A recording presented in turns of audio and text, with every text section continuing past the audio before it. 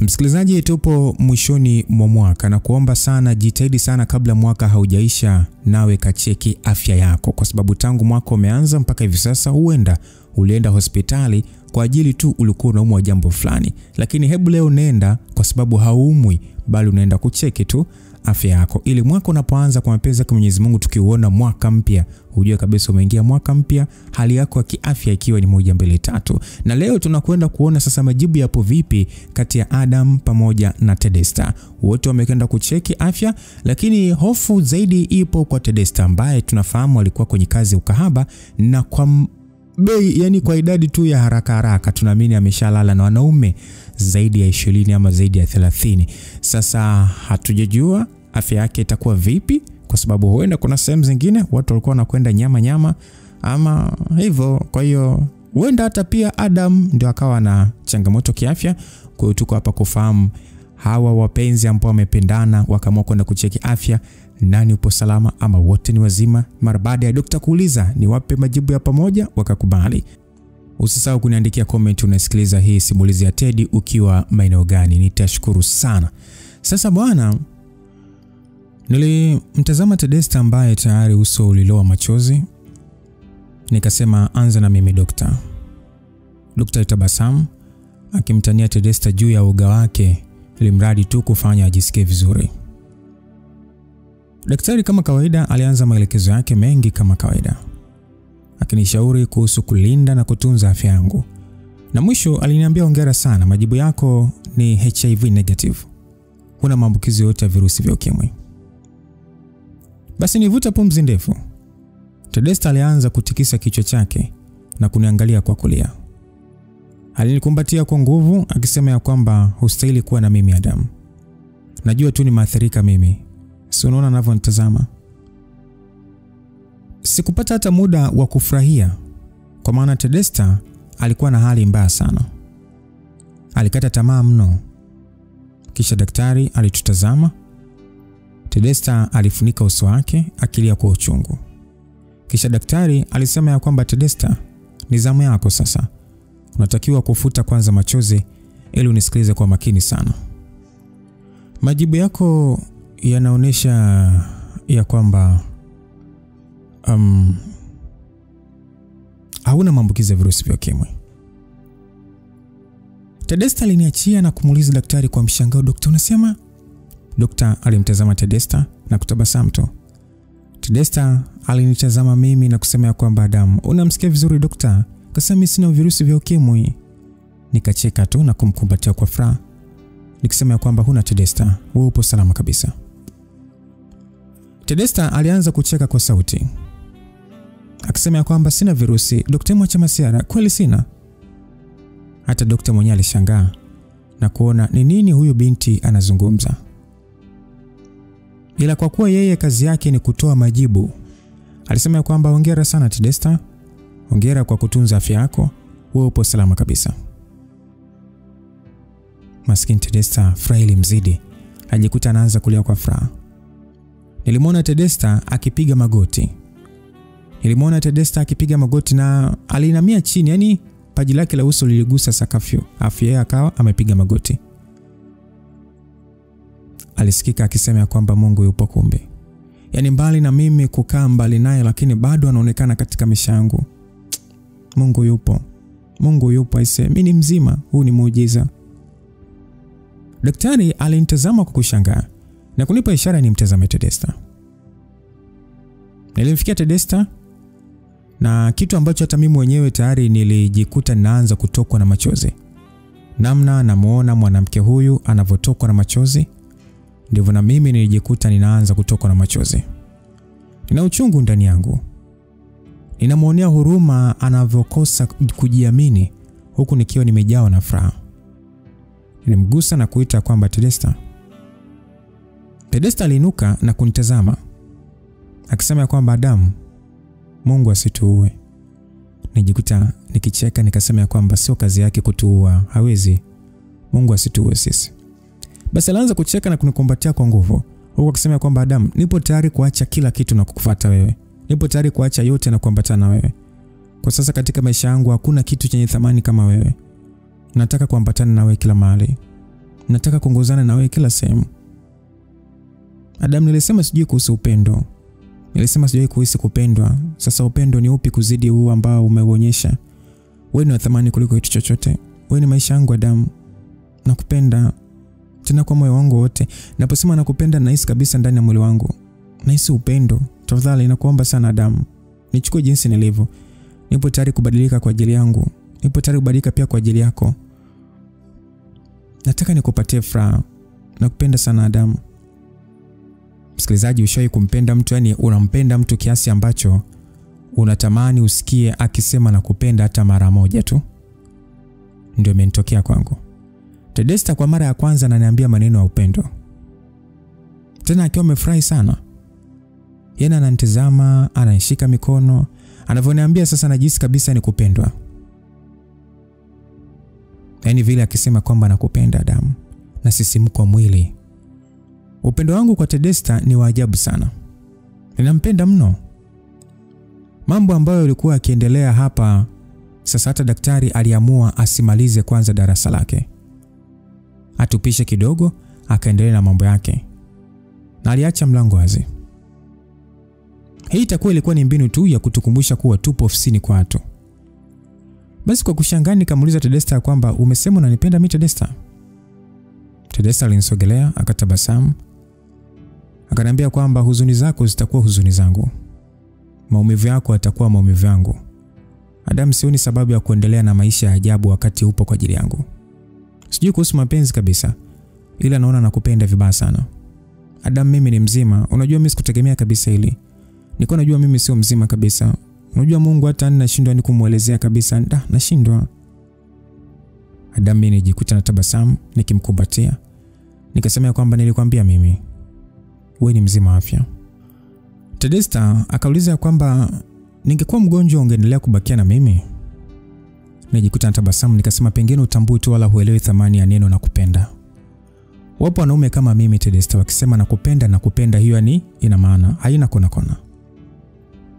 Basi Tedesta machozi alimtoka akasema kwamba wanaume kama hawapo niamini mimi, yani nishakuwa na wanaume wengi. Hakuna mwanaume amewahi kunionyesha thamani ya upendo. Waliojua kuhusu mimi ndio kwanza waliniita we malaya, na mimi nilizoea. Wasiojua kama mimi malaya bado waliniona sifai kuwa mke. Basi kuna nesi alikuja kugonga pale na kutukuta katika hali ya mazungumzo. Nijikuta namtazama Tedesta. Tena hapo alikuwa anatabasamu tu. Wakati huo nesi naye anaondoka zake. Nikamwambia Tedesta kwamba sasa tuondoke hapa. Unajua hii ni hospitali ya? Tedesta alifuta machozi akasema Adam, naomba nipeleke sehemu ya kula, ninahisi njaa sana. Nikasema jamani, simekunywa supu sio muda. Tedesta alicheka akasema bwana, sio mimi, pale ulikunywa supu na misi wasiwasi. Sijui yani hata ni hiyo supu yenyewe ilipoenda kwa kweli. Mimi Tedesta mwenyewe ndo nimerudi hapa. Nikasema waacha we. Haya Tedesta tajiri. Basi niliona akicheka tu na kufurahia. Tedesta alinishika mkono na tulitoka nje ya kile chumba. Kwa furaha aliniachia na kukimbia kwa kurukaruka. Unajua sio mimi tu nilishangaa. Wapo watu wengine pia walishangaa. Yeye wakati anakimbia nilikutana na yule daktari, akanitazama, akaniuliza kwamba yuko wapi Tedesta? Nikamwonyesha kwa vitendo. Daktari alishika kiuno akitikisa kichwa huko anatabasamu tu. Nilifika mpaka maeneo tulipoiacha gari. Tedesta aliponiona tu alinikimbilia kwa furaha na kunikumbatia tena.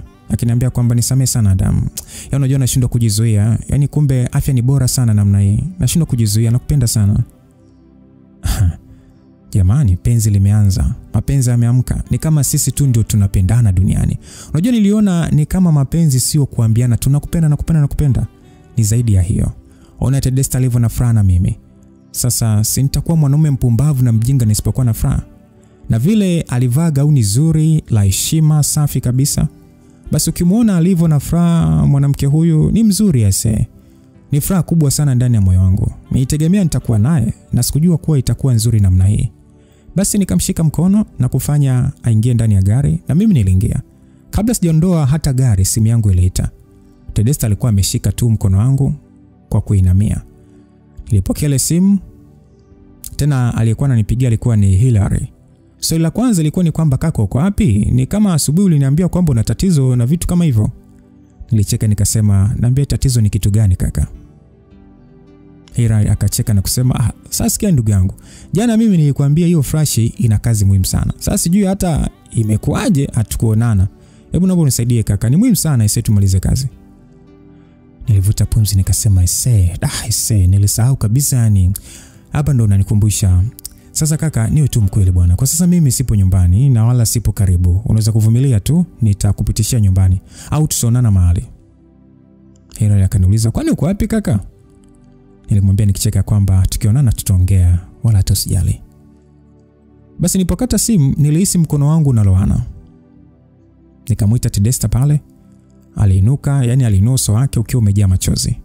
Alinikumbatia na kisha alinipa busu la furaha sana. Nilikuwa nashangaa kila kitu. Nilimtuliza na kusema, Tedesta tafadhali naomba utulie basi. Akaniambia nipeleke kula kwanza nahisi njaa. Basi haraka mwanaume nikaondoa gari, niliendesha Tedesta akiwa yani kimya muda wote. Yani namtazama yeye kanyamaza tu kimya. Sijui hata alichokuwa nawaza ni nini ila alinyamaza kimya. Nikafika mahali Tedesta nikamshusha pale. Akiwa sasa amenishika mkono. Bado tuliongozana tumeshikana mikono vile vile. Tedesta aliagiza chakula na baada ya muda kilipoletwa Tedesta alikula haraka haraka. Nikaa tu mimi namtazama. Alipomaliza chakula alinitazama na kusema kwamba Adam nimeshiba. Yani unajua sikuwa sawa. Yani nilikuwa na hofu kiasi kwamba nilikuwa nakaribia kukata roho. Nikamwambia kwamba kwa nini hofu yani kwa namna hiyo? Na nilikwambia kwamba mimi nitakuwa na wewe wakati wote. Tedesta akanijibu ya kwamba Adam, hofu yangu haikuwa majibu kwa sababu tayari nilikuwa ninao majibu yangu katika kichwa changu. Hofu yangu mimi ilikuwa ni baada ya majibu. Unajua mimi sikuwa natamani kupoteza mwanaume mzuri kama wewe mbele ya macho yangu. Mimi sikuwa tayari kujutia kukufahamu kwa wewe kukaa mbali na mimi. So niliogopa kukataliwa na wewe Adam, mwanaume pekee ulionionyesha mapenzi. Nilimtazama nikasema, ina maana unanipenda kiasi cha kuhofia kunipoteza? Tedesta alinitazama akaniambia kwamba kwangu ni hisia za ajabu. Ni ajabu kwa sababu mimi sikuwahi kujua kupenda kunafanana vipi. Nilimtazama kisha nikamuuliza, umeshafikisha miaka 30? Akatikisa kichwa na kuniambia hapana, nina miaka 28. Nikasema miaka 28 na hujui upendo? Tedesta akasema, unajua Adam sio upendo tu peke yake. Mimi sijui chochote kuhusu upendo Adam. Yani sijui hata thamani yake. Yani ni wewe pekee uliyenifundisha upendo na siwezi kuzuia. Kumbe upendo una hisia mzuri namna hii. Aliongea kwa pole sana Tedesta. Nikasema, Tedesta nakupenda. Tedesta alitabasamu tu. Akaniambia kwamba unajua hakuna kitu cha thamani kama kukupenda Adam. Lakini vipi utanivumilia tabia zangu? Nikauliza tabia zipi tena? Na mtindo tu wa maisha yangu. Unajua mimi sijawahi kuishi kama mwanamke mwenye maadili hata mara moja. Pengine labda nitakuwa na kuudhi. Sasa najiuliza kama utaweza kunivumilia. Nitabasamu nikasema, kama kweli unanipenda kama unavyosema basi hakuna tabia mbaya utashindwa kuiacha kwa ajili yangu. Tedesta, acha kujiona kama unakosea sana au una dhambi sana. Katika haya maisha hakuna mtu msafi. Hakuna hata mmoja. Ni namna tu Mungu akikupa nafasi ya kutubu na kuomba. Kwa hiyo ndio unafanya hivyo. Ila hakuna mtimilifu. Sisi wote mbele za Mungu ni watenda dhambi tu. Na kuna watu wana dhambi kubwa kuliko hata wewe. Na hazijulikani wamezificha wapi, na wapo tu kukosea, yani kuwakosoa watu kana kwamba wao ni wasafi. Tedesta alitabasamu na kuniambia kwamba unajua mimi kila kitu naona ni kama ndoto. Yani nishachoka Adam. Nikasema okay, tuondoke mrembo. Tedesta kaniuliza uelekeo. Nikamwambia upo na mimi bwana. Unauliza tena uelekeo? Basi Tedesta alicheka tu. Kisha tulimalizana na ile sehemu tuliyokula na kuanza safari ya kuondoka. Uelekeo ulikuwa ni nyumbani kwangu. Nakumbuka tulifika mpaka nyumbani kwangu. Tulipofika tu Tedesta aliniuliza kwamba ni wapi hapa? Nilimtazama nikamshika mkono nikasema hapa ndio nyumbani mama. Akasema Adam, asante sana na kushukuru. Yani nashindwa hata kuizuia furaha yangu. Nashindwa. Basi nilimkumbatia. Alikuwa anatazama nyumba hii. Ni kweli mimi ni kijana, kwa namna fulani hivi nimepiga hatua katika maisha. Lakini haikuwa nyumba ya hivyo kufanya eti ashangae na kufurahia. Afu mbaya zaidi nyumba yenyewe ni ya kupanga. Nikamwambia kwamba kawaida tu Tedesta. Ulikuwa lazima uje hapa. Karibu sana. Hapa sasa ndio nyumbani. Akasema nashukuru sana Adam, asante. Basi tukaingia ndani. Tedesta bado akawa ananishangaa namna nyumba imepangiliwa vizuri, nyumba ni safi na mambo kama hayo. So taratibu Teddy alisogea mpaka karibu na picha ya baba na mama. Alipofika Teddy alianza kutokwa na machozi. Mimi sikutaka kumkatisha kabisa. Niliamua kumwacha atoe uchungu wake kwanza. Kisha baada ya hapo sasa alitazama akifuta machozi yake na kusema, ni baba na mama si ndio? Nitabasamu tu nikatikia kwa kichwa. Teddy akaniambia kwamba tena aliniambia kwa upole sasa akiketi huko machozi akimtoka akasema kwamba hongera sana Adam. Yaani una kila kitu. Hivi nini huna Adam katika maisha haya? Hii ndio kitu ya thamani kuliko vyote. Wazazi wasipokuwepo katika maisha ya mtu fulani, yani maisha yanakuwa gani magumu sana. Kuna umuhimu mkubwa sana wazazi kuwepo katika maisha ya vijana wao. Kwa hiyo kama unao wazazi wote wawili, unatakiwa kuwapenda. Hakuna kitu kizuri kama mapenzi ya wazazi kwa watoto. Wazazi wasipokuwepo ni changamoto ni nyingi sana Adam. Kuwa yatima kuna mambo mengi. Yani kuwa yatima yani hakuna umri kabisa ni. Kunaumiza na ni maumivu ambayo hayaelezeki. Kwa hiyo watunze sana, wamekulea vizuri. Tazama ulivyo kijana mzuri. Nijikuta nikishangaa nikasema na maana Tedesta hauna wazazi? Alinitazama machozi akamtoka kwa kasi. Ni kama mtu aliyekuwa na maumivu makali zaidi ndani ya moyo wake. Nikamkumbatia na Teddy alinikumbatia kwa nguvu huku akilia kwa kwikwi. Nilimshika vizuri, aliketi, nikaingia jikoni na kutoka na glasi ya maji, nilimpatia maji na kusema kwamba kunywa maji utajisikia vizuri Teddy. Akasema asante sana Adam.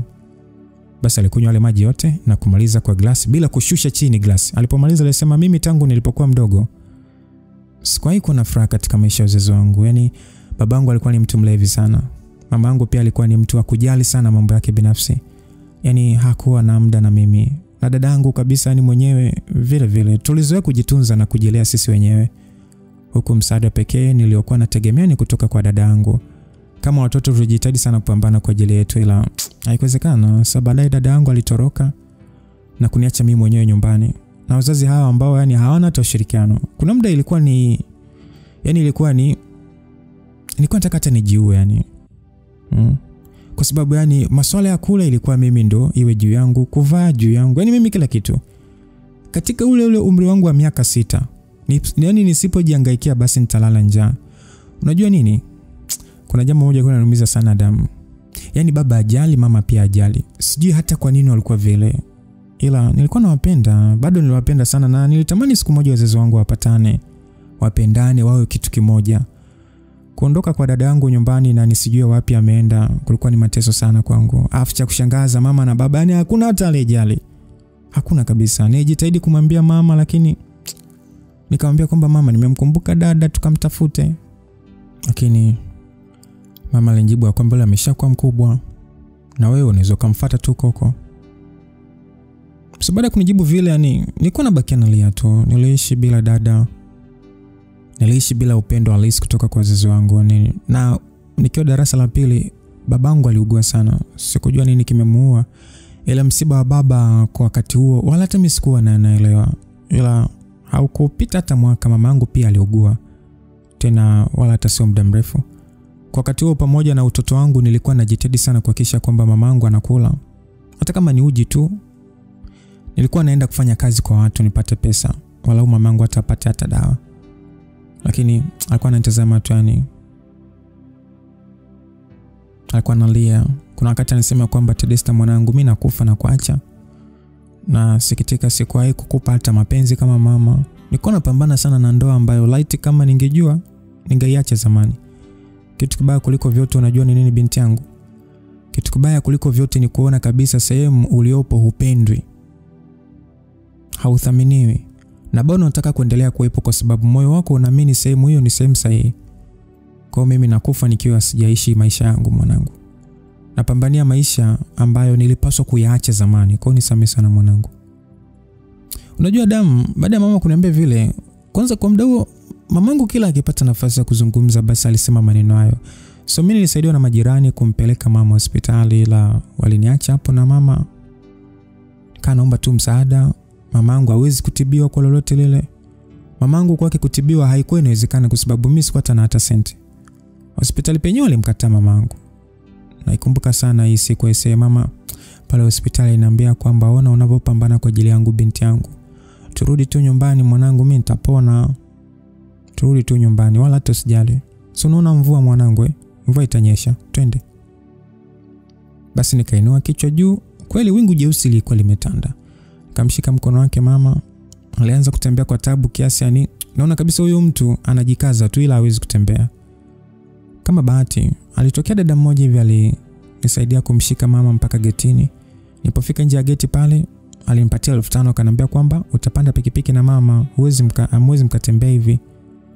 Basi kabla hata mimi sijamjibu, mamangu alianza kupepesuka pale getini na kuanguka. Unajua nilitoka na machozi.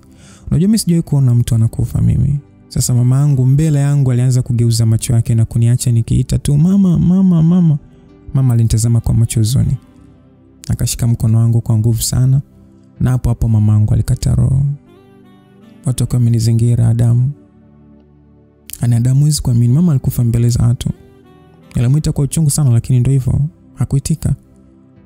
Hakuamka hata. Niliumia sana ese. Sina mtu yoyote, sina dada, sina mama, sina baba. Yaani sioni ndugu yoyote karibu.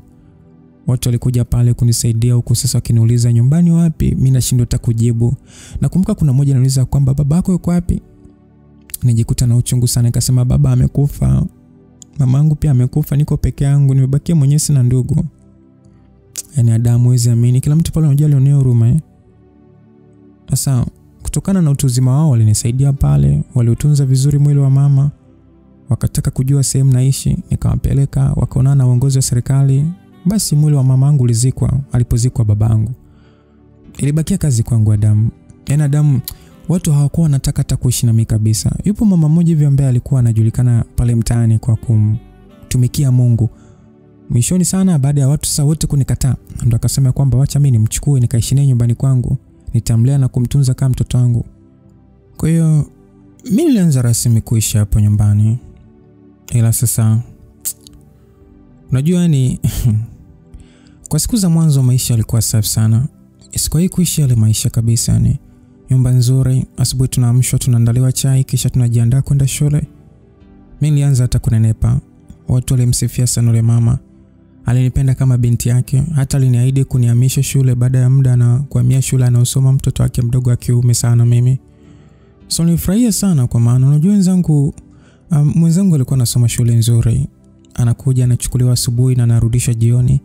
Hivyo na mimi nilikuwa nina ndoto hizo za kusoma na kufanikiwa katika maisha yangu. Kwa hiyo baada ya siku kadhaa kupita, siku ile ilikuwa asubuhi tayari nimejiandaa vizuri kwa ajili ya kwenda shule. Huyo mama aliniita kwa hasira akaita Desta, wait Desta. Sasa mimi nishtuka kwa maana aliniita kwa ukali. Nikaitika na kumsalimia shikamoo mama. Huyo mama aliniangalia tu na kusema kwamba wewe ni mpumbavu sana. Sasa umevaa na sare za shule. Vyombo nani akoshe? Nyumba nani akasafishe? Muda wa karibu mgeni umeisha. Sasa hivi utaishi kama ninavyotaka kuishi. Nilishangaa nikasema kwamba mama shule. Akanjibu kwa dharau akasema mama shule? Hivyo wazazi wako walipokuepo ulienda shule wewe? Ulikuwa hata unakula kama unavyokula hapa? Baba yako kuto yupo njwini tu kwani uko ni mlevi mbwa. Sasa unasema shule? Mimi nitakupa shule ambayo hata wazazi wako walishindwa kukupatia. Na usikie wewe mtoto kavue hizo nguo ingia jikoni. Unajua Adamu roho iliniuma sana. Sasa mtu anawezaje kunitendea haya? Tena mama anayeheshimika katika jamii. Anawezaje kunitamkia maneno makali kama haya? Unajua machozi yalinitoka Adamu. Unajua mimi sikuweza kujizuia. Nilishindwa kabisa. Niliumia sana. Haswa alipowasema wazazi wangu. Of course alikuwa sahihi. Maisha mabaya ya wazazi wangu ndio ambayo yaliniachia mateso makali ndani ya moyo wangu. Maisha yao ndio matusi yangu sasa. Wangeishi vizuri nani angeweza kunitukana hivyo? Hayupo. Siningesifiwa tu au kuambiwa nina sifa nzuri kama wazazi wangu. Kwa hiyo mimi niliingia chumbani kubadili nguo zangu. Huyu mama alinifuata. Bado aliniambia kwamba unajizungusha tu hapo unasubiri kitu gani? Asa nibidi nifanye haraka nibadili nguo ili niende kufanya kazi ambayo natakiwa kuanza kufanya. Niliosha vyombo kwa machozi nimaliza nikasafisha jikoni tena kwa kusimamiwa na huyu mama ambaye alikuwa ni mama haswa. Alikuwa ni mama mzuri sana hapo awali. Sijui hata nini kimembadilisha. Ghafla tu alinibadilikia na kuwa hivi alivyo sasa. Kwa hiyo nakumbuka sikupata hata nafasi ya kwenda shule siku hii. Kazi zilikuwa zinaongezeka tu. Mara Desta fanya hivi, mara sijui fanya vile. Yaani ili mradi utani nilikuwa ni jikoni nikimenya ndizi. Nilimuuliza tena kwa pole tu nikamwambia mama nimekosea kitu. Alinitazama na kunisonya. Nilijisikia vibaya ila sikuacha kusema. Nikasema naomba unisamee mama. Alinikata jicho akasema menya ndizi acha bla bla zako. Basi nikainamia ndizi kwa huruma sana huku moyoni nikiwa nalia sana. Alinipa chakula huko jikoni tena kwa masimango. akaniambia kwamba kuanzia sasa sitaki ukae pale mezani. Sitaki kabisa ule pamoja na mwanangu. Wewe ni mpuuzi kama wazazi wako. Sasa usifikiri hapa umefika. Hapa unapita tu na umekuja hapa kwa muda tu. Safari hujafika hata kidogo. Kwa hiyo usije muambukiza mwanangu ujinga wako. Unajua Adamu, umri wangu mimi ulikuwa mdogo sana. Kwa mimi sikuwa naweza tena kujibu. Nilikuwa namtazama tu kwa huruma tu, machozi yakitoka. Na alipoona machozi aliniambia kwamba sitaki uchuro nyumbani kwangu. Futa machozi yako. Tena nilitaka kusahau. Lolote la humu ndani ni la humu ndani. Unanisikia? Nilimtizama tu. Hakutaka nitazame hata runinga. Usiku alipomaliza kula, mama huyu aliniambia nioshe vyombo ndio nikalale. Nami sikuwa na la kufanya. Nilienda kuosha vyombo huku nikimkumbuka dada yangu. Nikikumbuka dada yangu namna ambavyo alikuwa anajitoa kwa ajili yangu. Na sasa nipo peke yangu. Wazazi wangu walikuwa hawana muda na mimi, ila walau walijua na kutambua sisi ni watoto wao. Sio huyo mama. Ndani ya hii siku moja tu niliona rangi yake halisi. Nilipomaliza niliingia chumbani, nililia kwa uchungu mpaka kichwa kiliniuma.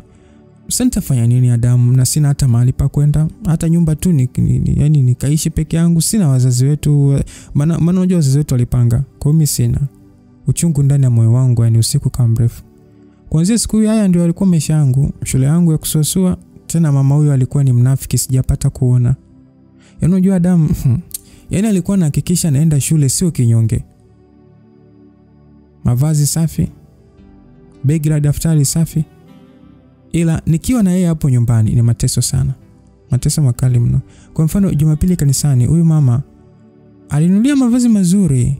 Huko ibadani basi utaona anavoniita na kuigiza kunipenda kama vile anisi anayenitesa nyumbani. Yaani alikuwa ni mwigizaji mzuri sana. Sana. Kwa hiyo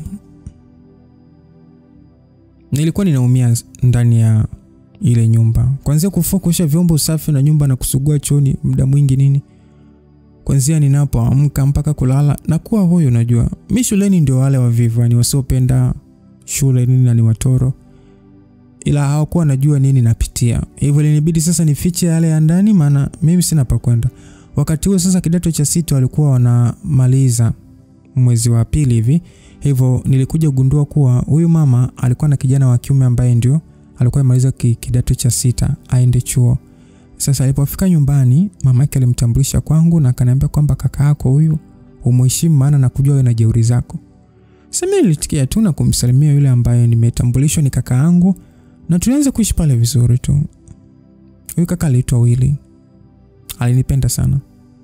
Hakuwa anapenda tabia ya mama yake kunifanyisha kazi kiasi kile. Nilikuwa naona hilo baada ya kufanya kazi ananiuliza kwamba Tedesta unachoka, umekula, njoo uchukue juisi mdogo wangu. Na mambo mengi tu kama hayo. Na mimi niliona walau ninaye mtu ananielewa kwa maana yule mdogo tabia ni kama mama yake tu. Hataki hata kucheza na mimi. Sijui hata mama yake amemmezesha kitu gani na kumfanya hivyo, sijui hata.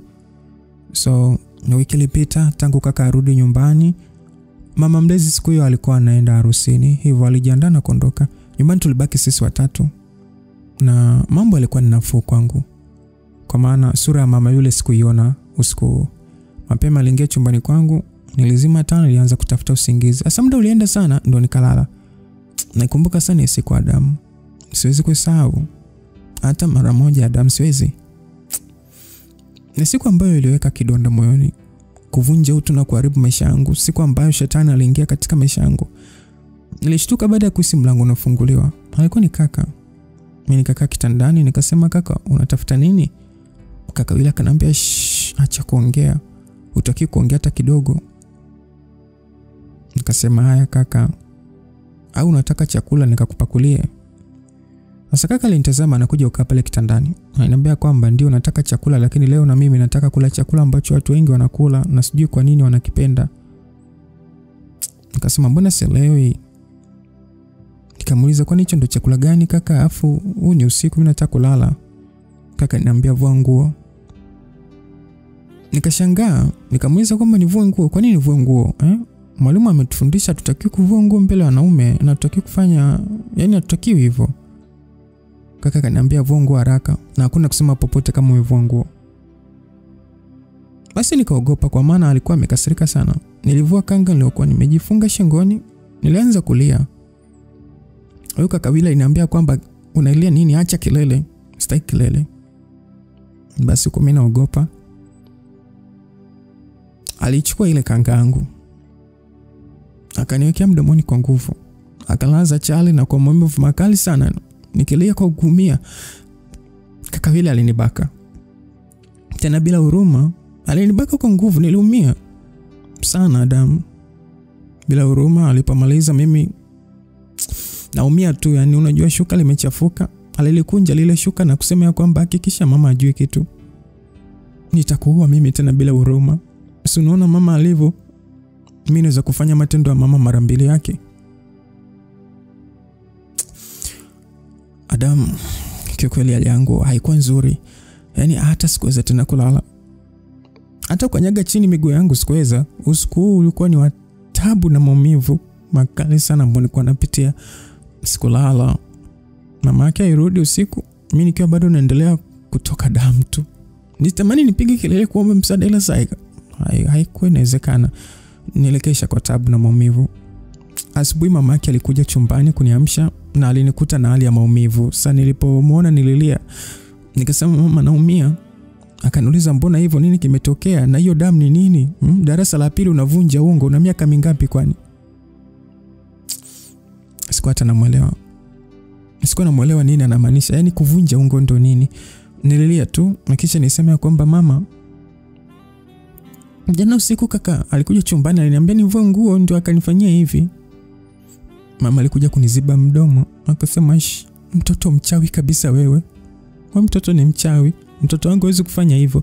Tena kwako wewe hawezi. Muone kwanza. Tena ole wako unisikie tena unasema kwa watu kuhusu hilo. Nimesemaje? Nikamrudishia kauli yake, nikasema ole wangu usikie nimemwambia mtu. Nilimjibu na akasema kwamba nitakufukuza ukawe mtoto wa mtaani huko omba. Nenda bafuni huko nakuja. So baada ya muda huyu mama alinifuata bafuni. Adam, nilikuwa naumia. Nilikuwa nalia sana kwa uchungu na maumivu sana. Akawa ananikandaa huko ananiambia kelele bwana. Kwa maumivu gani sasa unataka kila sehemu ajue? Hebu tulia. So nikatuna gugumia. Alipomaliza mimi nikarudi kitandani, yeye alitoka.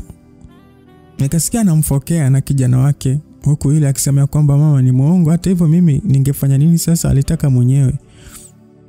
Maki anasema wewe unajua hii ni kesi, acha ujinga wewe mtoto mpumbavu sana na wale wako urudie. Basi akarudi chumbani na glasi ya maji na dawa. Alinipa na pedi nivae.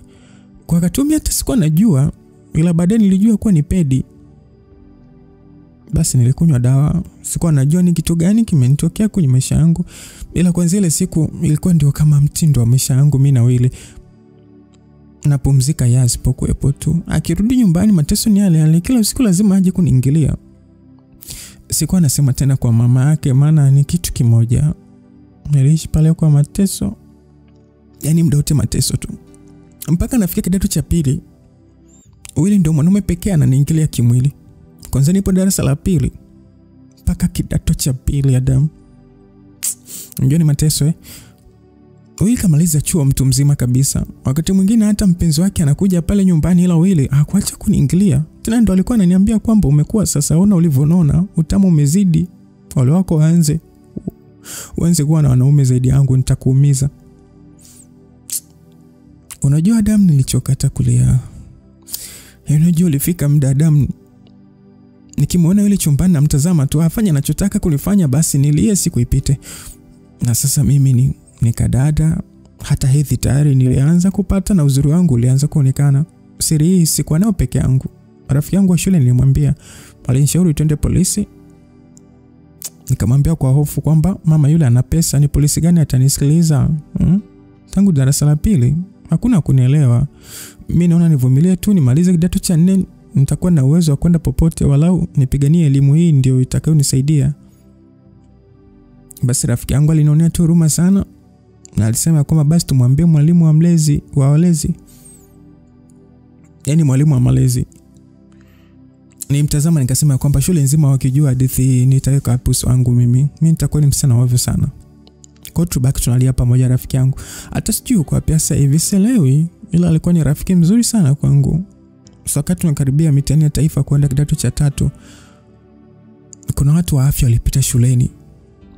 Hasa kuzungumza na sisi watoto wa kike na kutupima mimba. Nilikuwa na hofu sana. Kwa maana najua kinachonitokea. Na hasa wakati huo kaka Willy bado alikuwa nyumbani. Mimi niligundulika ni mjamzito.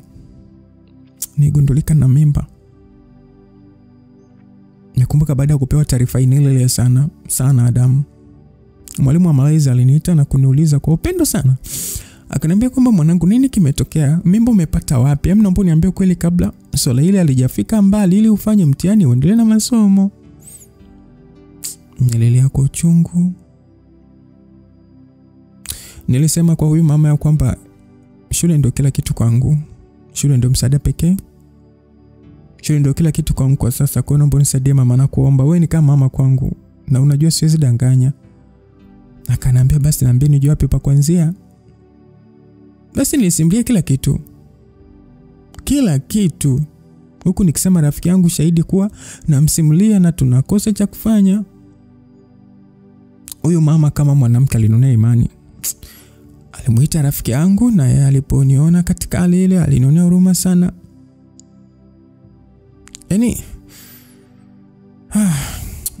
Kifupi mimi nilipelekwa ofisi ya mkuu wa shule. Nikasikilizwa na walimu, waliamua kuifanya hii siri huku akitaka kunisaidia mimi tumkamate kaka Willy. Niliambiwa nikifika nyumbani nisiseme kitu chochote kile, ninyamaze, kisha watafanya utaratibu ili akamatwe. Kwa rafiki yangu nijipe nguvu ili wanafunzi wasijue kinachoendelea. Haikuwa rahisi kwa sababu najua nilikuwa na uchungu sana, ila nilifanikiwa. So nirudi nyumbani sina uchangamfu, sina furaha. Napata wapi furaha nipo kidato cha 2 na mimba? Naanzaje kupata furaha? Upo form 2 una mimba, unaanzaje kufurahia? Niliingia chumbani, nikavua nguo, nikajilaza kitandani. Sikutoka mpaka giza likaingia. Nikiwa chumbani, mara mama na Willy wakaingia chumbani. Nishtuka sana. Mama alikuwa amefura, akasema ya kwamba Willy, si nilikwambia mtoto ni malaya. Lakini ukabisha. Tedesta ni malaya sana. Hana hata aibu huyu mtoto. Niambie hiyo mimba umetoa wapi? Hiyo mimba umetoa wapi mpaka unataka kumsingizia mwanangu mimba? Unafikiri mimi nisingejua? Hao waliopanga nao mwanangu akamatwe wameniambia. Mimi na watu kila sehemu na kufuatilia kila sehemu. Sasa usikie, hiyo mimba sio ya mwanangu, unasikia? Mwanangu ni msomi na hawezi kufanya wewe ujinga na wewe.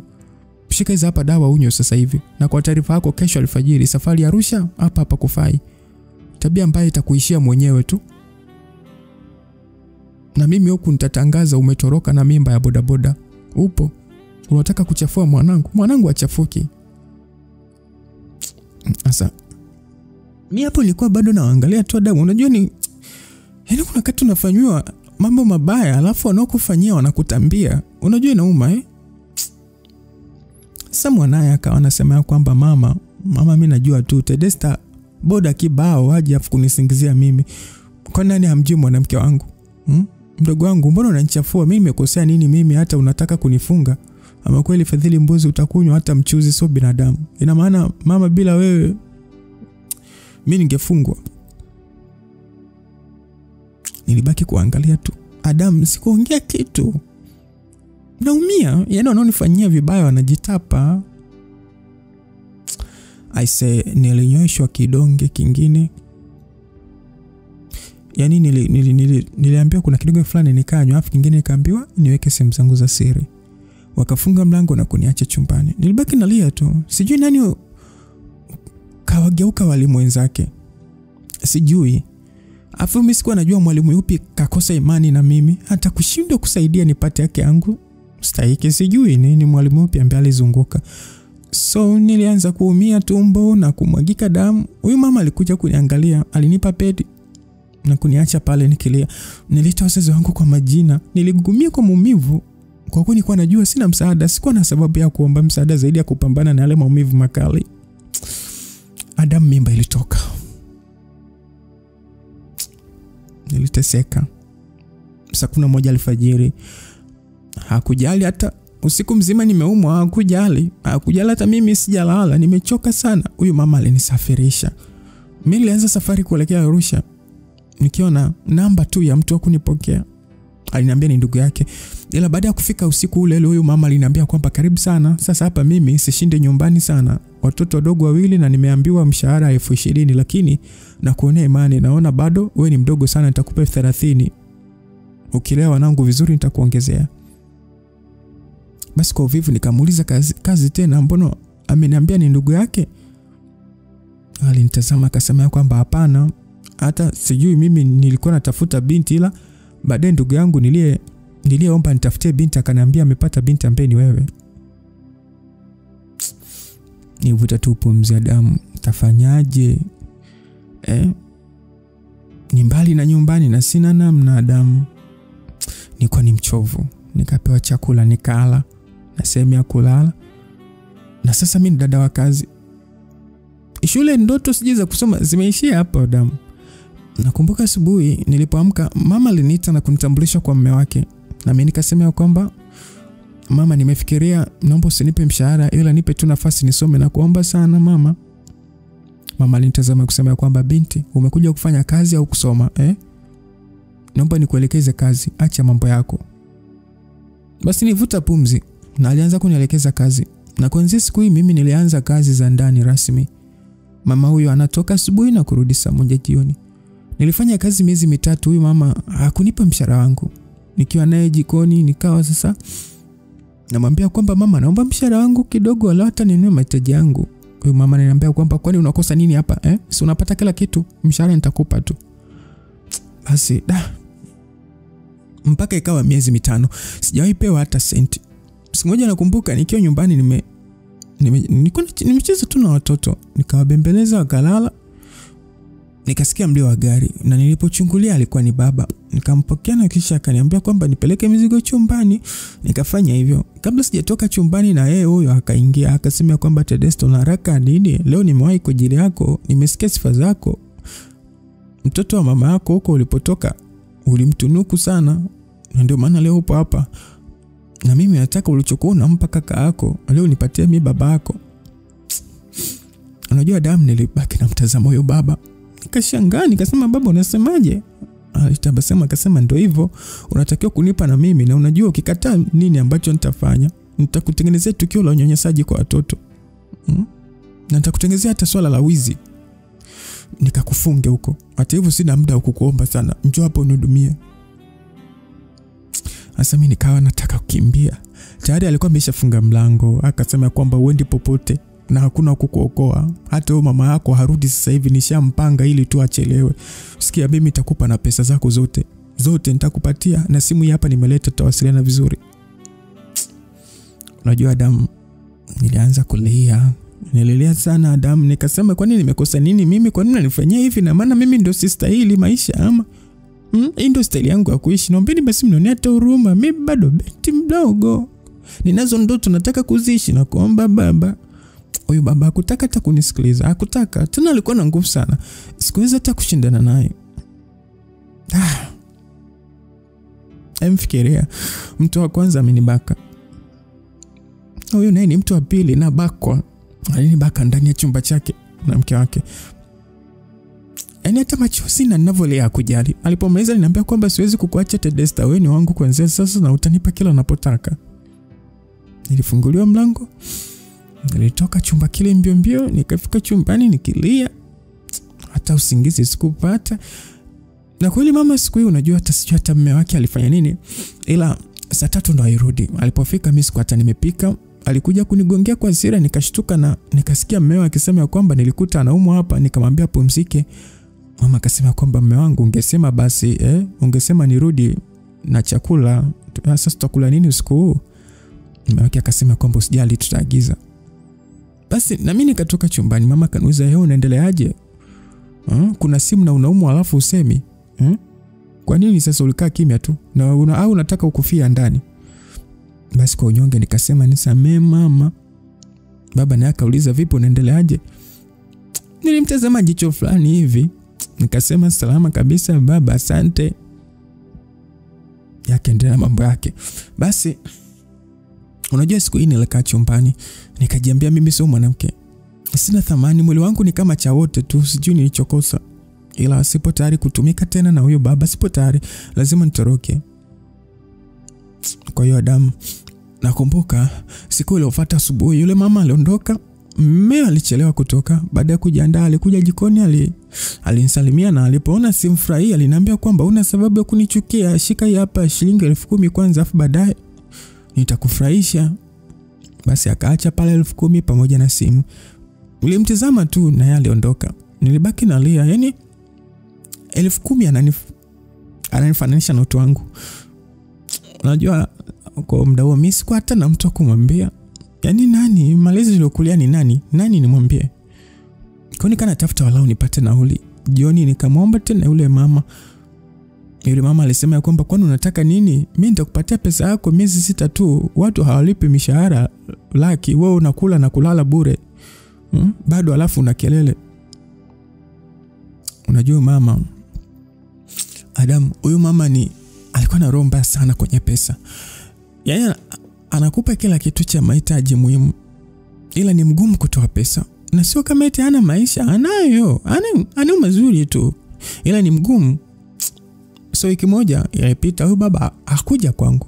Baadaye mkeo alisafiri, ilikuwa kama siku 3 hivi. Akasafiri huyu baba, ndani ya hizo siku 3 alinigeuza mke wake. Huko akanisifu ya kuwa sijeti na mvuto wa mapenzi. Na ndipo nami niliamua kuingia chumbani kwao na kuiba 300,000. Usiku ambao mke wake alirudi ndio alfajiri yake nilitoroka na kuingia katika jiji hili. Jiji ambalo ndio wanaume hawafai kabisa. Niliona sina cha kufanya zaidi ya kuwapa watakacho nipate pesa.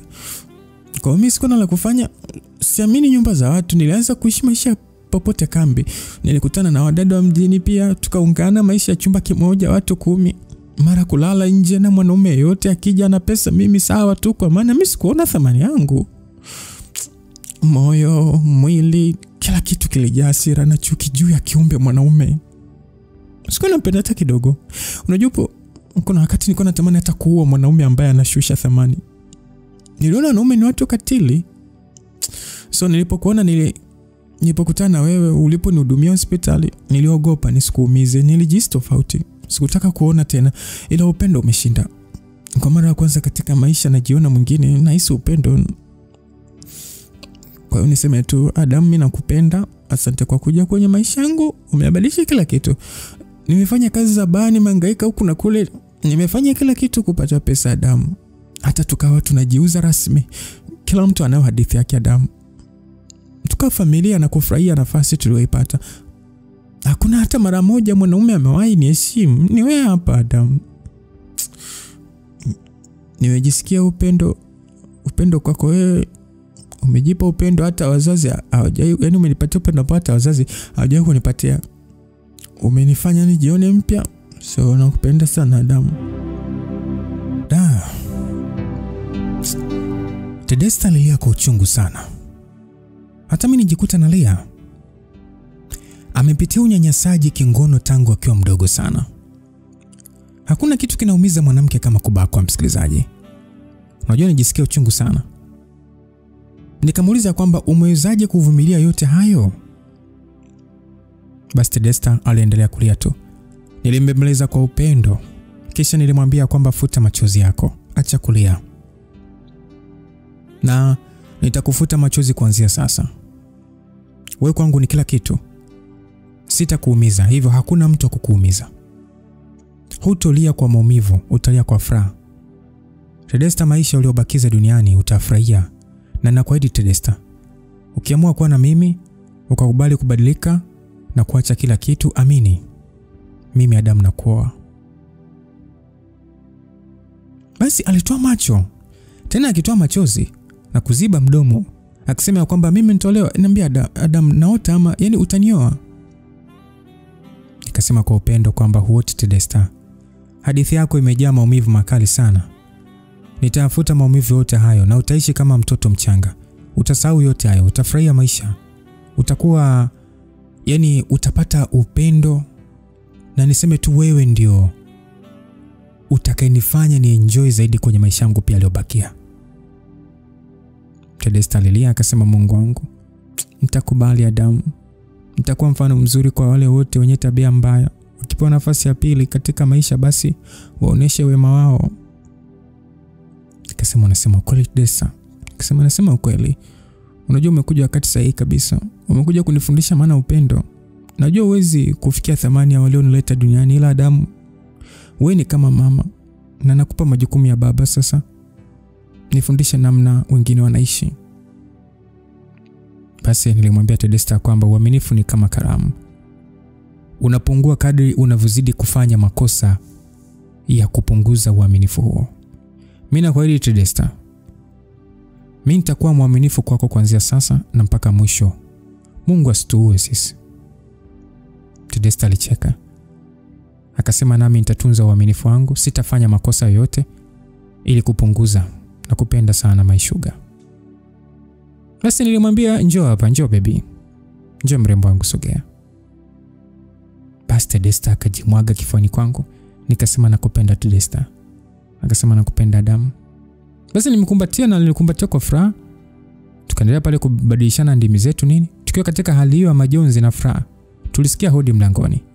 Wote tukashtuka, huku mimi nikisema kwamba atakuwa nani tena. Tedesta aliniuliza, unategemea ugeni wowote? Nikasema hapana, sijui hata atakuwa nani. Basi nilibidi nisogee huku nikiuliza nani. Sauti ya kike mlangoni ilisikika, ni mimi hapa Lily.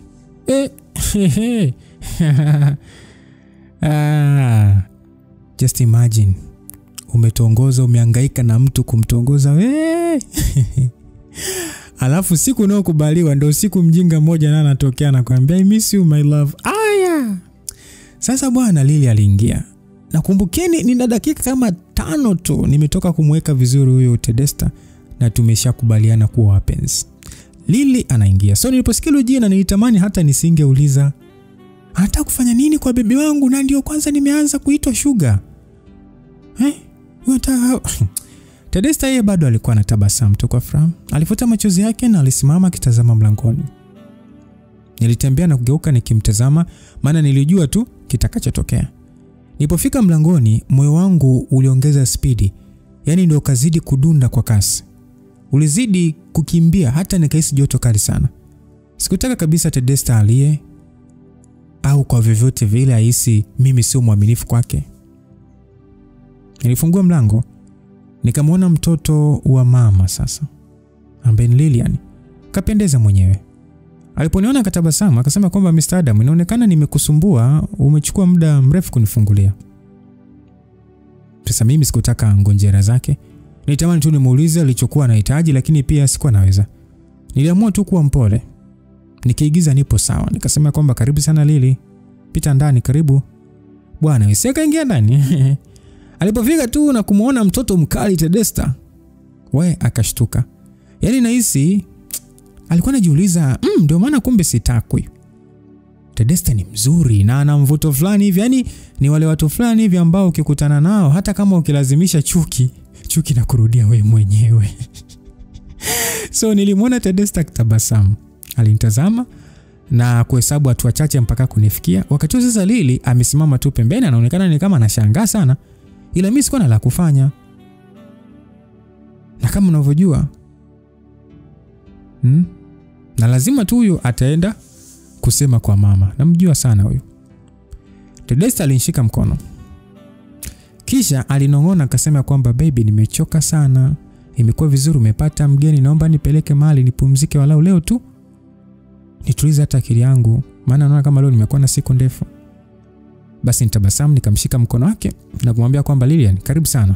Keti, narudi sio muda.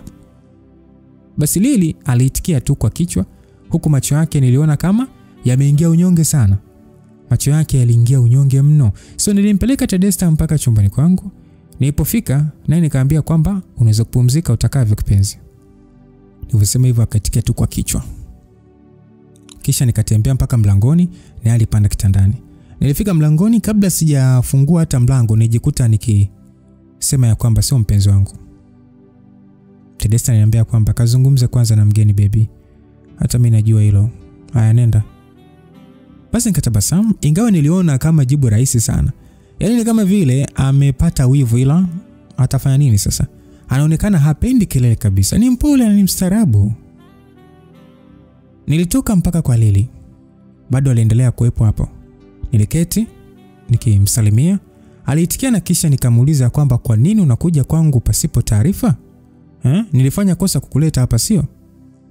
Basi alinitazama na kisha tabasamu na kuniambia kwamba nakuelewa, lakini sikujua kama nitakukwaza vipi. Nimekukwaza Adam? Basi nikavuta pumzi nikasema kwamba kikweli kabla hujaenda kwa mtu, sio kwangu tu, hata kwa mtu mwingine tena, jitahidi uwasiliane naye ili mtu huyo akuweke kwenye ratiba zake. Sio kwa sababu tu tunajua wapi alipo unaenda tu na haupo kwenye ratiba zake. Kwanza unakunywa nini? Lilian alivuta pumzi na kusema kwamba upo sahihi, nimefanya kosa. Adam, imenichukua muda hata kuamua kufika hapa. Nimekaa nimefikiria sana, nikaona nilikukosea na kujikosea. Sikupaswa kufanya nilichokifanya juzi. Sio tabia nzuri. Kikweli najisikia aibu sana. Ni vile tu nilishindwa kabisa kujizuia. Kwa hiyo nimekuja hapa, naomba unisamehe sana Adam. Tuendelee na ukaribu wetu ule wa mwanzo. Tusahau hili ambalo lilitokea. Basi niliendelea kumtazama tu. Akanambia kwamba naumia kupita kawaida Adam. Naona nimejidhalilisha sana. Ila kwa kuwa wewe upo unaweza kunisamehe na tukaanza upya tena. Nimejikuta natabasamu tu. Nikamwambia kwamba kiukweli unapenda kujitesa sana Lili. Wewe bado ni mtu wangu wa karibu. Hujanikosea kitu chochote. Hata ujisikie vibaya namna hiyo. Sikia, ngoja nikwambie kitu Lili. Unajua wewe ndio wewe umenikumbusha hapa. Mimi mwenzako sikumbuki chochote. Nilisahau kabisa, mimi nimesahau kila kitu. Sikumbuki kuwa kwamba sisi tulikwazana nini, hapana. Wewe kuwa na amani kabisa Lili. Lili alinitazama kwa kushangaa. Na aliniuliza katika hali hiyo ya kushangaa kwamba hukumbuki kitu, ina maana kweli hukumbuki chochote? Nikasema kwamba ina maana unataka nikumbuke. Sasa kwa nini unataka nikumbuke kitu ambacho wewe mwenyewe kinakukosesha raha? Basi Lili alivuta pumzi, kisha niliinuka na kwenda jikoni, na baada ya muda nirudi na glasi ya juice na nyingine ikiwa na maji. Nilimpatia juice, alikataa. Yeye alitaka maji. Sasa alipokunywa funda moja tu akaniuliza kwamba ndio huyu mwanamke? Nikasema mwanamke yupi Lili? Akanijibu mwanamke ambaye ulisema unampenda sana. Nikasema so daktari Lili. Huyu ndio mwanamke ambaye nilikwambia nampenda sana. Akasema mzuri sana, anaitwa nani? Nikasema anaitwa Tedesta. Lili akasema jina lake pia ni zuri. Basi alivyoniambia hivyo, kuna hodi bwana ilisikika. Kabla sijajibu hodi, tena hii ilikuwa ya kistaarabu. Kidogo ilikuwa na kelele hivi. Alikuwa ni Hilary. Sema kwamba Adam, fungua basi mlango mwanangu, fungua haraka. Nikacheka, nikisema wewe acha fujo kaka. Sasa Hilary akawa anasema kwamba mbona unachelewa sasa, si ufungue? Basi nikacheka bwana. Aliponiona nitabasamu na kusema kwamba bosi mvivu. Nilicheka nikasema acha mambo yako kaka. Karibu sana. Basi Hilary aliingia ndani. Ila baada ya kufika ndani na kumuona Lili alitulia. Akawa mpole, hata Lili mwenyewe akawa anamtazama tu. Hilary akasalimia pale na Lili akajibu tena akiongeza kwamba karibu sana. Basi mimi kama mwenyeji wao nikaanza kuwatambulisha. Nilisema kwamba Hilary, huyu anaitwa Lilian, ni dada yangu. Lilian alikata jicho hilo. Wakati huo Hilary mwenyewe akana tabasamu tu, na kisha nikasema kwamba Lili, huyu hapa anaitwa Hilary, ni kaka yangu na rafiki yangu wa karibu sana. Tunafanya kazi pamoja. Lili alitabasamu akasema nimefurahi sana kukufahamu Hilary, karibu sana. Basi Hilary aliketi na kisha Lili alisema kwamba msaada mimi sasa naomba niwaache, kuna jambo muhimu sana hapa natakiwa nikafanye. Pia karibu sana bwana siku ya uzinduzi wa biashara yangu. Natumaini ninyi wote mtafika. Basi nikamtazama Hilary na kisha nikainuka nikisema kwamba hiyo sio ya kuomba, ni lazima tufike tena mapema kabisa. Basi Lili akatabasamu tu. Alitoka nje, nikafunga mlango wangu bwana. Baada ya kufunga, nilisimama kuchungulia dirishani. Nilimuona akiwa ametoa leso yake, akijifuta machozi. Yaani ina maana huyu mwanamke amenipenda kweli hata nalia. Nikaona jiuliza tu. Sasa zilipita dakika kama 3 hivi, alitembea taratibu na siku hii niliona akiwa amekuja na gari. Basi na naamini itakuwa ni gari ya familia yake au yake. Ila mimi sijui bana, maana kwa mara nilizokutana naye hakuwa na gari, au labda alikuwa anaacha mali. Sasa hilo akauliza kwamba kaka vipi, mbona kinyonge? Nikasema hakuna kitu kabisa. Akasema sasa kaka, dada yako kwanza, huyo dada yako wapi? Au kabla hajamaliza nikasema oya, nakuja bwana, msubiri kwanza, nakuja sio muda. Basi niliingia chumbani kumtazama Tedesta, walau asiwe mpweke au kama vipi atoke pale sebleni asikae peke yake. Kumbe kweli bwana alichoka sana, alilala tu. Nikamtazama na kumbusu, kisha nikachukua frashi ya kazini na kuweka mfukoni na kutoka tena sebleni. Nilipotoka nikawa nacheka nikisema ya kwamba kwa hiyo ndio umeamua mpaka unifuate, si ndio? Hilali alicheka na kusema kwamba unajua umefelisha kazi kibao, ni vile tu kazini wewe ni mkubwa wangu, vinginevyo ningekuwajibisha. Nilicheka nikasema nisamee sana ndugu yangu, kuna mambo tu nilikuwa nashughulikia ndio maana, ila kuanzia kesho tutamaliza kazi zote. Basi akanitazama na kusema kwamba uso wako umechangamka sana kaka, kuna lolote linaendelea ambalo mimi sijui au huyu Lilian, maana unajua mimi sijawahi mfahamu na tunajuana sisi. Nilicheka nikasema kaka, kwani ilikuwaje mimi sikukwambia? Mama yako ndiye aliyekuwa amenitafutia huyu mwanamke, amesoma nje ya nchi, elimu safi kabisa, familia poa nini, mama yako anataka nioe hapo. Ila mimi sasa nilimwambia hapana. Dada watu maskini sijui hata aliambiwa nini na mama. Na anaonekana anipenda sana, ila tatizo mimi sasa hata hisia za mkopo sina. Kwa hiyo mimi namuona kama dada yangu tu. Basi baada ya kusema hivyo, Hilali alicheka sana huku akisema kwamba mama Adamu, kwa hiyo ameona wewe ni mzembe hata nakuletea mke kabisa. Mama naye kwamba hajui kwamba dunia hii ya sasa hivi vijana mpaka tuone wenyewe. Mwanamke kwa muonekano mzuri sio mbaya, ila nafikiri mama kufahamu vizuri. Alafu unajua nini kaka? Unajua kuna umri wa wazazi wetu ukifika anatamani hata asikie umempa mtu mimba. Sababu kuna wakati wanaona kabisa mtoto ajishughulishi, na wao wanajiona umri umeenda, wanataka wajukuu wa kucheza nao, na hupenda kuona wameacha vijana wao kwa mwanamke au mwanaume sahihi. Ndio maana hata hupenda sana vijana wengine katika ndoa wakiwa hao wakiwa wao bado wapo hai, ili wafurahie na kujakishia kuwa kumbe hata wasipokuepo bado atakuwa mikono salama. Kwa hiyo mimi niseme tu Adamu, mama yupo sahihi, ingawa kwa njia yake, ila na mimi nakusisitiza rafiki yangu, unajua ukioa tena mwanamke mwenye akili, ndani ya muda mfupi sana utafanikiwa, kwa maana unajua wanawake wenye akili na ndoto wanajua sana kufanya matumizi sahihi. Kwa hiyo niseme tu kaka, utajiepusha na mengi. Kumbe ndoa ni nzuri kaka, kwenye ndoa ni kuzuri kaka. Kuzuri endapo tu mtakutana wawili ambao mnapendana, mnaelewana, kusikilizana na kuheshimiana, na sio vinginevyo. Ili ifike mbali lazima mmoja ajishushe. Kugombana kupo kununiana na vitu kama hivyo kupo sana. Ila kama mkiwa marafiki, mkitengeneza urafiki, basi ndoa yenu hata mkinuna urafiki unakuepo pale.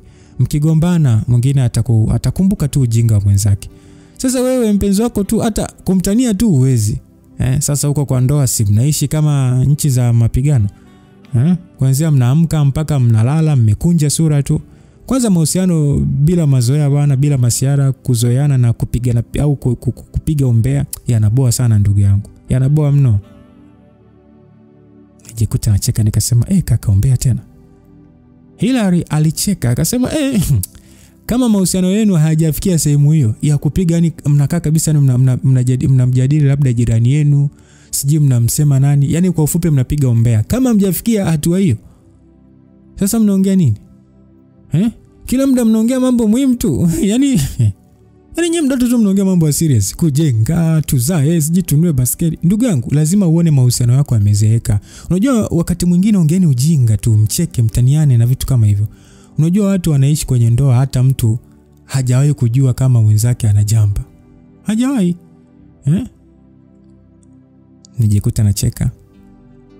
Nikisema kwamba hivi kumbe ni kazi hivyo. Kaka acha utaniua kaka. Kumbe wengine hata akiwa anaenda msalani anamwaga mmewe au mke wake. Ni hatari bwana. Mbona vituko sana? Basi tujikuta hata tunacheka sana. Huku nikisema kwamba umenifanya nikumbuke wale wazee, maana huwa wanaoneshana ujinga mwingi sana. Kumbe ndio maana watu walioishi muda mrefu kuachana ni kazi sana. Hilali alicheka sana huku nikisema ya kwamba kwa hiyo kaka wewe yani wewe ukiwa na shemeji nini yani? Basi nivongevo tu alinielewa tu kacheka sana. Kwamba kuna wakati Hilali bana anajamba mbele ya wife mwenyewe anajamba tu yani na hakuna kununa, unavuta kaushuzi yako unakasikilizia fulani hivi yani hakuna mambo serious bana, hao ni mahusiano. Basi Hilali akasema kwamba mwache ujinga bro, mwanangu, ila mwanamke ambaye unaweza kumwambia chochote, unaweza kumtania, unaweza kumpenda kwa hali yoyote. Kaka, ndoa nzuri sana unajua. Ndoa nzuri sana kama hujafuata miemko ya watu wengine. Nikasema sawa kaka, nitaoa, lazima nioe tu. Basi Hilali akasema kwamba na mke ndio huyo mtoto mkali ase. Mama Adamu kafanya yake. Nijikuta nasema na Tedesta namwachia nani kaka? Hilali akanitazama na kuniambia ina maana bado tu yani una Tedesta wewe? Nakumbuka sio niliambia kuwa siji hamzungumzi kwa muda mrefu. Nikasema najua kitu ninachotaka kusema. Sikia nikwambie kaka. Sio kama sikuelewi. Nilikusikia, ila sasa mimi siwezi kumwacha mwanamke anayempenda kwa sababu tu eti kuna mume wa mtu tajiri anampenda, hapana. Tedesta ni mpenzi wangu kaka. Ninampenda. Hilali alivuta pumzi na kusema, kaka, nakuonea huruma sana. Ila kama unavyotaka wewe mwenyewe sawa, mimi nimejitahidi sana kukuzuia ila nimeshindwa. Fanya utakavyo kaka, ila kuwa makini sana. Mimi siwezi kusema kitu kibaya kwako. Tuko pamoja. Kwa hiyo sasa yani umefikia wapi sasa? Basi nami nikaanza kusimulia tu kwa ufupi, nikasema mimi na Tedesta kwa sasa mambo safi tu, ila muda bado kidogo, mambo yakikaa sawa mimi nitakuelezea kila kitu kaka.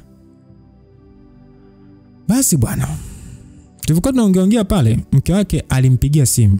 Basi kama ujuavyo simu za mke na mume tena si unajua lazima kubembelezana hapo nini? Sije nakupenda nyingi nini? Hilali akakata simu na kusema kwamba sasa kaka, hebu naomba flash bwana. Afu sikia, kesho hai kazini ili tumalize hii kazi. Nakuomba sana bosi. Nitabasamu nikasema nimekuelewa.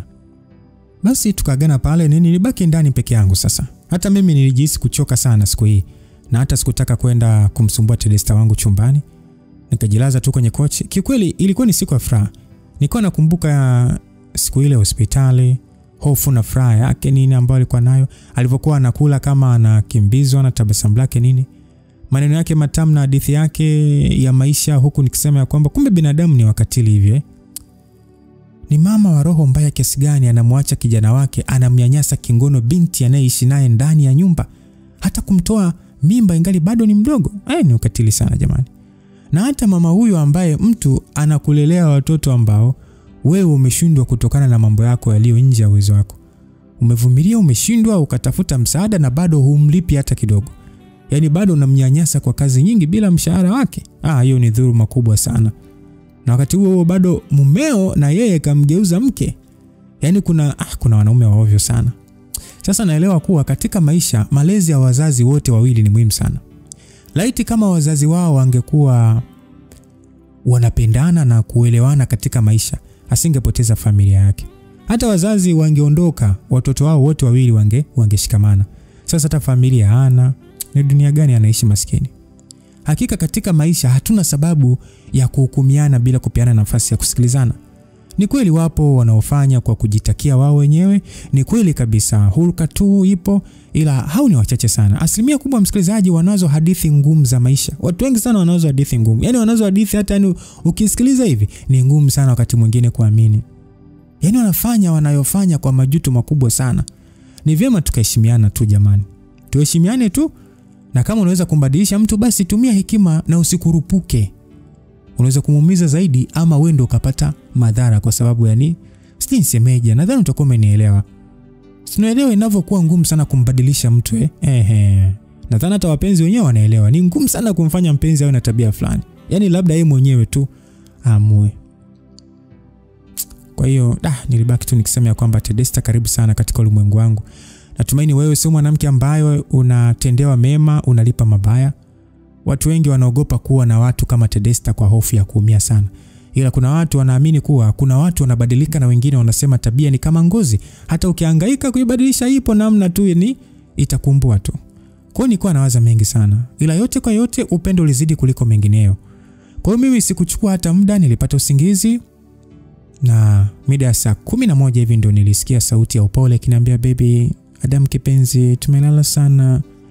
Basi niliamka taratibu nikamuuliza, umeamka mama, unajisikiaje? Alitabasamu na kusema, kwa sasa nipo vizuri sana baba.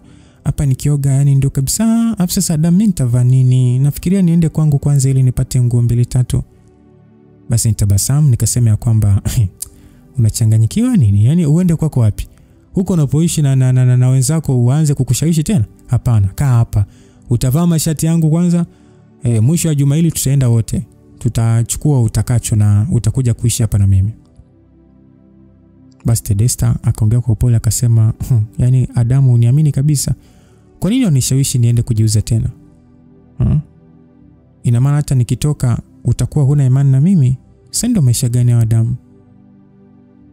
Basi nimtazama nikasema kwamba usinune basi mama, ni wivu tu. Tedesta alinitazama akasema kwamba wivu? Hata mimi nilijihisi wivu sana ule mwanamke alipofika. Alinitazama sana. Ni ndugu yako Swali lake lilinishtua.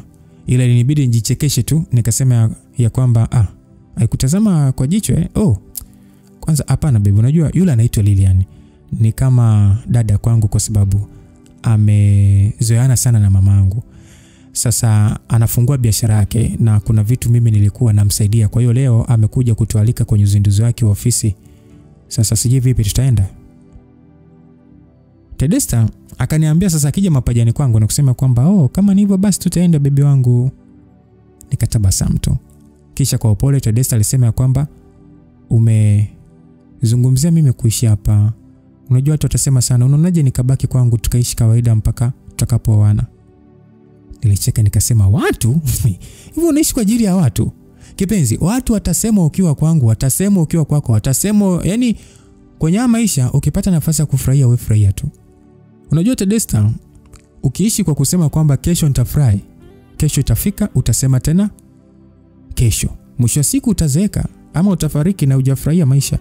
Na kufurahia maisha ni kuishi maisha yako kwa furaha, ukijitazama wewe furaha yako na sio watu. Utajiri ni amani Tedesta. Yaani ndio utajiri.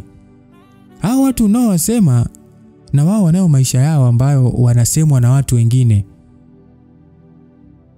Yaani huyo mtu ambaye unaona kwamba ameyaweza maisha, kuna watu wengi sana wanamsema. Kwa hiyo huwezi kuzuia watu kuongea. So tell me, utaishi na mimi ama? Tedesta alinishikashika kidevu changu akisema ya kwamba ukisema wewe baba, mimi ni nani nipinge? Nitaishi na wewe kama utakavyo, ila punguza wivu. Nilicheka nikasema wivu ni muhimu mama. Basi tulicheka wote huko tukiinuka kuelekea chumbani. Tulipofika huko Tedesta aliingia bafuni akaoga na baada ya muda akatoka akisema kwa kudeka. Na vile sasa nikapole Katedi. Katedi kakasema sasa baba, vipodozi vyangu mimi sina hata kimoja hapa sunona. Nitabasamu. Jamani Teddy anadeka. Teddy anadeka huyu mtoto bana. Nikasema kesho asubuhi kipenzi, kwanza niandikie vitu unavyotaka hapa vile vya muhimu. Nikitoka tu kazini na kuletea sawa. Basi kanambia hapo sawa, nimekuelewa vizuri baba. Basi nitabasamu na mimi nikaingia bafuni. Nilipotoka nilikuta amevaa t-shirt langu kubwa tu, kubwa. Nilipomwona nikasikia raha sana moyoni. Unajua roho yangu ilifurahia jamani. Nikasema limekupendeza kama lako vile. Basi akauma mdomo wake wa chini akatapa, jamani mtoto anadeka kudadeki. Akasema kwamba sasa kuombe aflisha kwa langu tayari. Nikamtazama nikacheka nikasema wow. Ushaanza kutaifisha mama. Sasa si utachukua zote? Teddy alicheka, tena cheko tamu. Akasema sasa kumbe mtoto alikuwa ni mrembo bana. Sasa baada ya hapo tuliingia jikoni, kuna baadhi ya vitu havikuepo. Basi nikampatia simu yangu nikamwambia baby, andika hapo unachotaka jikoni. Mimi nafuata sasa hivi. Wewe tenga mboga nikirudi itakuwa ishaiva. Utakuja kuunga tu au unasemaje? Basi atabasamu tukasema safi, umeanza vizuri sana. Ile unaniacha mwenyewe jamani. Nilimwambia kwamba sasa unafikiri sokoni mbali sana mama? Ni hapo tu, wala hata sio mbali. Leo naenda mimi kwa sababu wewe ni mgeni. Ila wakati ujao utakuwa tayari umeshazoea mazingira nini na utafanya kila kitu wewe mwenyewe sawa? Basi alitabasamu tu. Akawa anaangalia kwenye friji na anaandika. Kisha akaniuliza kwamba niongeze na mboga maana kwa friji zimebakia kidogo sana. Nilimwambia nikiwa sasa nimeshika kiuno, nikasema hizo wala hata usiteseke, mimi nitafanya mwenyewe tu. Basi alitabasamu tu. Basi aliandika vitu vyake na mimi nikatoka. Baada ya manunuzi mwanaume nikarudi, ile nafungua mlango tu Teddy alinipokea kwa madeko akasema, baba, nipulize nimeungua. Wao, nilicheka nikasema, Teddy jamani, una utoto wewe mtoto. Mbona unadeka hivi? Teddy akanambia, si uniambie pole kwanza baba, hapa nauma eti. Basi nikampa pole hapo, nikampuliza. Kisha alisema kwamba sasa unataka mimi nisideke kwa sababu gani wakati ni mwanaume wangu? Mwanamke kazi yake kudeka, kubembelezwa, kushukuru na kumfurahisha mumewe kwa kila jambo. Nikasema, waacha we. Na mwanaume je? Teddy alicheka akasema, sikunibembeleza. Wewe kazi yako kunibembeleza, kunihudumia, kunitunza, kuhakikisha nasema asante kila siku, kunifurahisha na kunipa hela, alafu kunipa hela, alafu kunipa hela, alafu kunipa hela tena. Na ukishamaliza tena kunipa hela inabidi tena unipe hela baba. Jamani, mtoto anadeka jamani. Nikasema, wow, ila wewe mtoto mjinga sana. Basi kapole jamani Teddy kakacheka sema, sio sana baby, kiduchu tu. Basi Teddy wangu jamani, niko tunamwangalia anavyopika nini, chakula kinanukia. Naambia, sio kwa harufu hiyo isepo, inateseka. Teddy anacheka anasema, acha ikutese tu, Tedesta nipo jikoni leo. Basi alipika, alimaliza na kwa pamoja tulisaidiana pale kuandaa chakula mezani. Na baada ya hapo tulianza kula. Nilimuuliza Tedesta kwamba umefanyaje? Akauliza kivipi? Teddy, niamini, sijawahi kufurahia kula ugali na nyama. Kwa mara ya kwanza, ugali nyama ni mtamu kuliko vyote nilivyowahi kula. Aise Teddy, hii mboga ya majani sasa. Kama na kesho nipikie hivi. Mwacha ujinga. Asa tutakulaje ugali kila siku? Kesho mimi nampika kitu kingine na ninaamini utafurahia pia. Basi bwana, mimi sikutaka kumjibu, niliendelea kula nikifurahia kile chakula. Nilikula ugali na kumaliza, nilishiba sana. Hata Teddy mwenyewe akawa ananicheka tu. Namfurahia huyo mwanamke, sina wasiwasi kwa kweli. Moyo wangu una furaha, yani moyo wangu una amani na umeridhika. Niligundua Teddy ni msafi sana, kwa maana hata baada ya hapo alisafisha vyombo vizuri, akasafisha jiko na meza ya chakula. Kisha alinifuata na kusema kwamba tukapumzike sasa mapema ili kesho uwahi kazini baba. Nikamwambia kwamba kupumzika tena Teddy jamani, sema tukacheze kidogo. Basi Teddy akacheka sana, akasema basi tukacheze bibi wangu. Tunaenda leo kucheza sangulo, makida. Tena tunacheza na makirikiri. Nilicheka nikasema, Teddy, wewe mtoto mjinga sana wewe. Akaniambia mimi nimekosea nini? Nikamwambia ni wewe. Basi tu. Basi nikakabeba pale Teddy. Yeye mwenyewe alisema kwamba una nguvu na ninavyopenda mimi kubebwa. Mbona utanibeba kila muda? Nikasema usijali mama, neno lako kwangu si sheria bali ni amri. Basi kakacheka tu Teddy. Kwa muda mfupi nyumba ilitawaliwa na furaha sana. Hatukufika hata mbali. Aliniambia kwamba naomba unishushe sasa, nataka nirudi jikoni, nina kiu sana. Nikasema wewe sikushushi mama, mpaka jikoni sambamba mimi na wewe. Basi nikaanza kurudi naye kwa kukimbia na kumfanya acheke sana. Tulifika kwenye meza ya chakula, nilimshusha Teddy. Baada ya kumshusha alikaa juu ya meza ya chakula na akatanua miguu yake, kisha akanivuta katikati. Sasa mimi nikawa katikati ya mapaja yake. Akanitazama kusema kwamba tubadilishe mazingira Adam, kitandani panaboa, leo meza hii ya chakula utakula vyakula vyote aina zote. Nilisha kutabasamu jamani. Hata sijamaliza alinishika kisogoni na kunivuta karibu na midomo yake. Miguno ambayo sasa ilikuwa inatoka wala hata mimi sijawahi kusikia. Kumbe kuna karaha fulani hivi, karaha ya kuishi nyumba ambayo haina watu wengi. Yaani ni kujiachia tu. Popote tu unafanya muamala. Yaani popote tu kuna ATM machine, ni kazi yako kuchomeka tu kadi na kutoa. Popote pale. Chooni kuna ATM. Utajua mwenyewe unatoa kiasi gani. $2, $3. Kama ni moja utaishia hapo sawa. Jikoni kuna ATM, utaamua tu mwenyewe ndugu yangu. Ni mwendo wa kuchomeka kadi na kutoa pesa za kutosha. Huwezi kuingiza pesa bali pesa zinamwagika za kutosha. Pesa utakuwa umeshanielewa mtu mzima Basi bwana. Alifungua shati langu pale, alinishika kwa upendo. Mimi sikutaka hata kuchelewa zaidi. Haraka nikavua na nguo zingine zilizobakia. Jamani, mwanamke ni mchokozi na ni mtondo. Basi akashika hapa na pale nini, kakaanza kuninongoneza nini masikioni, kakasema unakupenda Adamu, wewe ni wangu nini. Bwana we. Teddy kakaanza kulia kwa miguu na mahaba masikioni mwangu. Sasa ni sauti ile, ni sauti fulani hivi ambayo inapenya mpaka moyoni.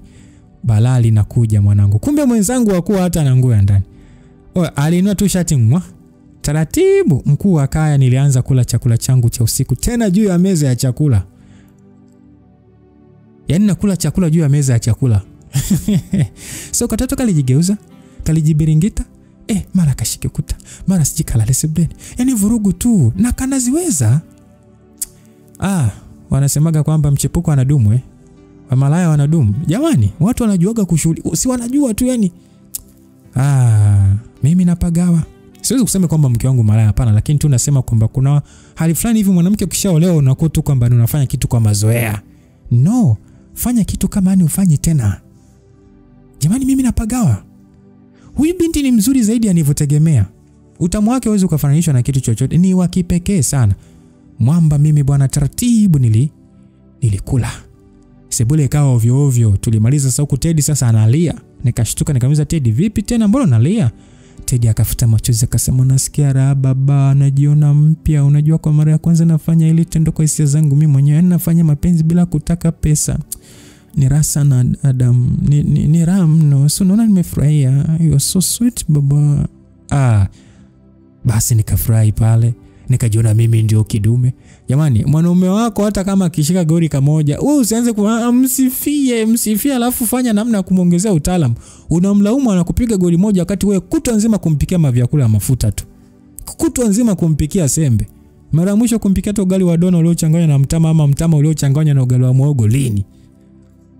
Usipasta mwingi. Mlishe mboga za majani, matunda. Wewe unamlishaisha ovyo ovyo, hata umshaisha afanye 1 2 3, ukipigwa kama moja unaanza kulialia. Kwa hiyo bwana, mimi nilienjoy sana na nilijisikia raha kama kidume. Kama wataalamu wa mahusiano wasemavyo, mwanaume usichoke msifia mwanamke wako. Basi mimi naye nilizimwaga sifa nyingi sana kwa Teddy. Unajua tuliongea mengi sana, hata tukujua tumelala muda gani. Nilishangaa tu asubuhi Teddy ananiamsha akisema kwamba Adam baba, amka, ni muda kwenda kazini. Nikasema kwamba bwana mimi sitaki, nasinzia bwana. Teddy alicheka akasema, bwana mimi pia sitaki uende, ila ni lazima uamke bwana uende kazini. Nikamuuliza kwani saa ngapi sasa hivi? Akaliniambia, nikasema sasa mbona bado ni mapema sana bwana. Basi kwa madai kwa Teddy akasema, bwana mimi nimekuamsha mapema ili ule kitumbua chako ni hata ujiongeze baba. Vitumbua unajua ni afya, hasa ukipata cha moto asubuhi. Yaani unakuwa ni una hasira kutwa nzima, unakuwa unanawiri kutwa, yani unanawiri, ngozi yako inakuwa inavutia kwa sababu umekula kitumbua asubuhi ambacho akijakaa muda mrefu kikapoteza mpaka mafuta yake. Alafu pia unafanya kazi vizuri, unatabasamu, unapata pesa, unakuwa na tabasamu muda wote. Na zaidi utanipenda sana. Kwa hiyo hata kwa nini mwenyewe kazini unagi watu asubuhi wamechangamka? Wewe hata ujiulizaji ni kwa sababu hao wote wanakula vitumbua asubuhi baba. Kwa hiyo vipi si uamke asa ule kitumbua chako? Jamani, just imagine naamshwa ile kitumbua cha moto mafuta bado. Nikamuuliza kwamba wewe kwani umeamka saa ngapi jamani, hata umepika vitumbua? Unajua kupika mpaka vitumbua mama? Mbona utaniua kwa raha? Sasa mtoto mzuri akaniambia kwamba tayari nimeshapika, sasa wacha nikupe utafune. Bwana akaja kulala pembeni yangu. Kaka nigeuzia mgongo wake. Alafu sasa ni maeneo ya viuno sasa vimekutana fulani hivi mwanangu, kakajikunja fulani hivi, wewe si kakachukua mkono wake, kakashika mwiko wangu na kakachomeka kwenye ukuta laini. Nilijikuta na shusha tu pumzi yani. Teddy akasema, baba sasa upo tayari kula kitumbua chako? Nikajikuta nacheka ujue. Hivi kumbe ndio chai yenyewe asubuhi? Kwa kweli nilikula kama alivyotaka. Nikawa mwepesi, mchangamfu na nafuraha sana. Akanifukuza sebleni ili nikaoge. Yeye kumbe bwana alitangulia kuamka, tayari alipasi nguo zangu alizochagua yeye. Nikatabasamu tu, nikaoga, nikavaa, na wakati natoka chumbani ananiambia kwamba wow baba, una mwili mzuri sana wa nguo, tazama ulivyopendeza. Nitabasamu tu, nikasema asante sana, kumbe wewe ni zaidi ya nilivyofikiri. Basi kaka cheka akasema, najaribu kuwa mtoto mzuri, najifunza kuwa msichana mzuri. Basi bwana aliandaa pale supu tamu nini, tukala pamoja, kisha alinisindikiza mpaka kwenye gari tukaagana, nami nikisema ya kwamba ukitaka chochote niambie, kwa dressing table nimekuachia akiba, kama likitokea jambo lolote unahitaji basi utachukua, na pia usiache kunitumia hiyo orodha ya vitu vyako. Alitabasamu tu Teddy akasema, maagizo ni mengi bwana, kama muindi vile. Nikamwambia alafu wewe hakuna kutoka. Teddy akasema, hiyo mimi sinajua bwana, naelewa sana wewe baba miwivu, hakuna kutoka bila wewe. Basi nikacheka na kumpungia mkono. Bwana nilifika kazini kwa na raha. Kweli nilikubali kula asubuhi ni safi sana. Kula asubuhi? Usiache kula asubuhi. Usiache. Kuna raha. Yaani kunyimana chakula asubuhi si nzuri kiafya. Mama yoyo. Maana unajua mimi nilikuwa natabasamu. Nimechangamka. Nimefika ofisini sina hasira hata. Ila mwenyewe kama kawaida lazima aje kunisalimu. Akaniambia kwamba kaka, tangu juzi unaonekana una furaha sana kaka. Umeshinda bahati nasibu nini? Nikacheka nikasema, kaka mwacha mambo yako, mimi nimefurahi sana siku hizi, yani nimechagua furaha kaka. Basi akaniambia kitabasamu akasema, chochote kinachokupa furaha kaka kitunze. Hilo unachangamka sana kaka, inapendeza. Nilitikia kwa kichwa tu. Basi siku hii nilifanya kazi kwa raha. Tedesta wangu alituma ujumbe na kunijulia hali kwamba kanimisi. Mara zote tu yani akananiuliza kwamba bebe utapenda kula kitumbua na mchana. Mimi nikajikuta na furahi na cheka tu nikisema kwamba utanifanya nitoroke kazini mjinga wewe. Basi Teddy anacheka tu. Unajua ukiwa na furaha msikilizaji, muda unaenda haraka sana sana. Sijui hata ulishawahi kutambua hilo. Yaani muda wa kutoka nilimwambia kwamba bwana nitumie ile orodha yake. Basi alipotuma nilimwambia kuwa ndani ya muda mfupi nitakuwa pale. Kweli nilipita maduka vipodozi nikamnunulia na nguo za kawaida tu za kuvaa ndani, nikanunua kitenge na kanga na kisha nikaanza safari ya kurudi nyumbani. Sasa nikiwa njiani, Hilary alinipigia na kusema ya kwamba kaka, kwani umeondoka? Mbona hujaaga? Nilicheka nikasema nilikuwa na wahi sehemu, nitakuona kesho kaka. Hilary akasema haya sawa kaka. Basi mimi nikarudi nyumbani. Light kama wanawake wote wangekuwa wanapokea wanaume wanaowapenda kama Teddy wangu. Nasemaje? Mbona kila siku wanaume, yani mwanaume angekuwa anatamani arudi nyumbani mapema sana na mfuko. Teddy alinikimbilia na kunikumbatia, akanipa busu la pole na kazi, kisha tukawa tunaingia ndani huku tunacheza. Yani tumezoeana sana na Teddy. Nilipofika ndani nilimwambia afungue mfuko wake. Alifurahia akisema kwa upole. Tena alizungumza kwamba kila kitu ni kizuri bebe, asante sana baba, sogea karibu nikuchumu. Basi alinibusu, kisha nilivua viatu na kunibadili nguo. Nyumba ilikuwa safi, chumba safi, nguo kafua. Yani ni mwanamke fulani hivi ambaye unaona kabisa huyu anafaa kuwa wife material. Ajabu hata pesa nizikuta pale pale. Kaweka tu vizuri. Pamoja na kupenda kwake pesa, kumbe hana tamaa kabisa. Kwa kweli nilimpongeza sana na alikuwa na tabasamu tu. Tulipiga zoga pale za hapa na pale kama wapenzi nini, maisha mengine yakaendelea. Niliishi na Teddy vizuri sana. Hilo lilikuwa anaona tu namna nafurahia nini, nami ndani yangu napanga kumfanyia surprise siku ya event, ni wakutanishe nini. Hatuamini kabisa maana anajua namna nimepambana. Wiki ilipita, likaja wiki lingine. Siku ya Alhamisi bwana nikiwa kazini, Lily alinipigia na baada ya salamu aliniambia kwamba Adam, nimepiga ukumbusha kwa Jumamosi upaswi kukosa, mwambie na rafiki yako aje na wategemea sana na unajua hilo. Basi kabla sijakata simu, Hilary akawa anakuja na mafaili. Nikamwambia kwamba Lily, nitaambia rafiki yangu hapa lazima tufike wala hata usijali kuhusu hilo. Lily akajibu, nashukuru sana rafiki yangu. Basi nikampa na taarifa hii. Hilary alikubali kuwa tutaenda na bora amekumbusha mapema. Kwa hiyo tukaendelea na mambo ya kazi. Na siku ya kazini kaisha hivyo, nami nikarudi kwa Teddy wangu. Nilimpa Teddy taarifa hizi, aliniambia kwamba ulipo nipo baba, sema lingine. Nikasema sina mpya. Basi Teddy aliniambia kwa kudeka sana, akasema kwamba baby, afungu zangu na vitu vyangu muhimu sana. Siku zinaenda na pale tunakaa na wenzangu tumezoeana sana, kwa hiyo mimi naofia na hivi yani sipo wanaweza jimilikisha vitu vyangu, kwa naomba niende tu, mimi sitachelewa kurudi. Nikamuuliza peke yako? Teddy tabasamu. Basi nikasema ya kwamba hapana Teddy. Yani hapa ni mguu kwa mguu, huwezi kwenda mwenyewe. Basi Teddy alicheka akasema ni wewe bwana uniamini kabisa. Sikia baby, mimi najua tabia za wadada, mimi nafahamu sana, wanaila sana. Huwa hatupendi mtu afanikiwe. Kama tunaenda wewe utabaki mbali kidogo, kisha utachukua vitu vyangu tuondoke. Mimi sitaki kuzoea kabisa. Nikacheka nikasema hilo hata mimi najua. Sitaki wanizoee pia. Okay, tujiandae tuondoke. Basi tulijiandaa na kuondoka. Tulifika mpaka huko walipopanga. Ni Sinza, sio nyumba mbaya wala sio nzuri sana. Ni ya kati tu. Alishuka kwa gari akaingia. Mimi sasa nikaa nimekaa tu nje nasubiri. Kiukweli alichukua muda, ila baada ya muda niliona akitoka. Nilifungua mlango na kwenda kumsaidia. Alipotokea niliona mdada mwingine amevaa mavazi ya ajabu tu. Mimi sikushangaa kwa maana si ni kawaida yao. Sasa hivi mimi sina cha kushangaa. Niliingiza mabegi ndani ya gari na kisha Teddy akaingia ndani ya gari akiwa amepoa sana. Nikamuuliza, "Vipi mama?" Teddy akaniambia kwamba rafiki yangu ananilaumu, hajapenda kumwacha na kuja kwako. Sio yeye tu, wote yani wanaona kama mimi ni msaliti kwao.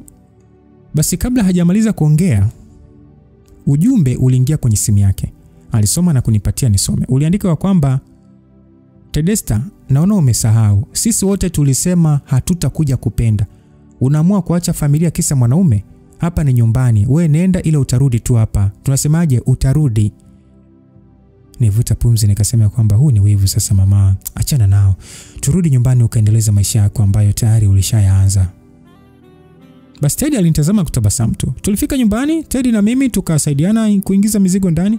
Sasa nikiwa chumbani na Teddy akikagua nguo zake huku akisema kwamba unajua alishaanza na kuvaa nguo zangu na zingine yani ninazopenda yani hata sizioni. Nikamwambia kwa pole kwamba usijali bwana, tutanunua tu na utaanza upya. Basi simu yangu ikaita. Ilikuwa ni simu ofisini bwana. Kuna maelekezo nilikuwa napewa. Na hayo maelekezo na mimi natakiwa kumpa kazi Hilary. Basi nikapokea. Nikajaribu kumpigia Hilary, nikaambiwa, "Ndugu mteja, samani salio lako halitoshi kupiga simu hii." Nikasonya tu. Bebi wangu Teddy akaniuliza kwamba vipi, kuna nini tena kipenzi? Nikamwambia kwa kuchoka kwamba nataka kupiga simu muhimu na sina dakika, simu yangu haina pesa, sasa naona uvivu kutoka. Teddy akaniambia, "Chukua ya kwangu tu, piga afu baadaye utanunua." Basi lilikuwa ni wazo zuri sana. Nikachukua simu.